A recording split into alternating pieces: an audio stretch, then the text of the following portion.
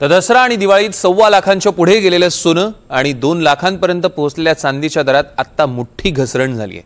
म्हणजे सोनं 1,18,000वर आलंय आणि चांदी 1,45,000 रुपयांवर। सोनं आणि चांदीचे दर घसरण्याचं कारण नेमकं काय जाणून घेण्यासाठी बघूया आमचा खास रिपोर्ट।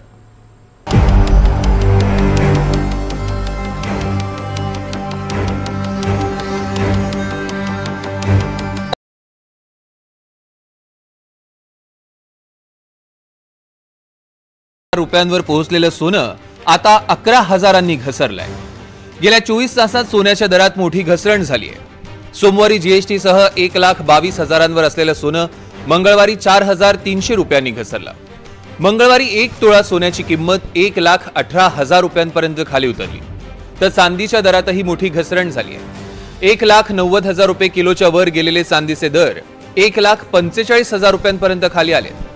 अमेरिकन डॉलरची मजबूती आणि अमेरिका चीन व्यापार करार हे सोन्याच्या दरातील मुख्य कारण असल्याचं तज्ञांचं मत आहे। असं जरी असलं तरी दीर्घकालीन गुंतवणुकीसाठी सोनं अजूनही सर्वात सुरक्षित आणि विश्वासार्ह मानलं जात आहे। 24 कॅरेट सोनं हे गुंतवणुकीच्या तर 18 आणि 22 कॅरेट सोनं दागिने बनवण्यासाठी अधिक वापरलं जातं।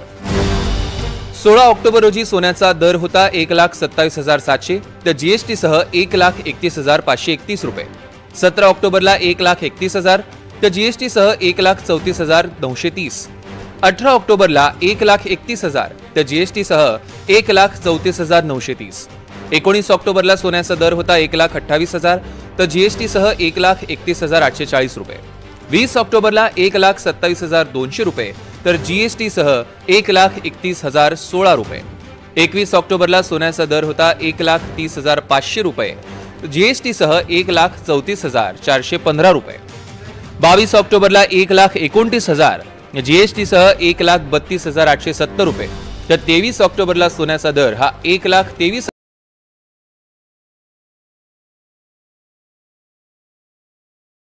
घसरले हे जाणून घेणंही तितकंच महत्त्वाचं आहे। जागतिक पातळीवर रशिया आणि युक्रेन त्याचबरोबर इस्रायल आणि हमासमध्ये घसरले हे जाणून घेणंही तितकंच महत्त्वाचं आहे।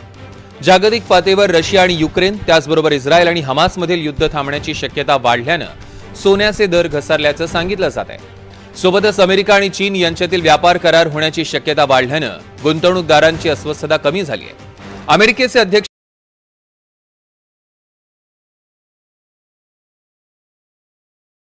ट्रम्प या आठवड्यात शी जिनपिंग यांना भेटणार आहेत, त्यामुळे अमेरिका आणि चीन यांच्यातील तणाव कमी होताना दिसतोय।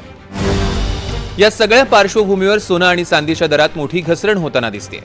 सोन्यात गेल्या 100 वर्षांच्या इतिहासात 3 वेळा मोठी घसरण झाली। त्यानंतर सोन्याचा भाव हा कायमच चढा राहिलाय।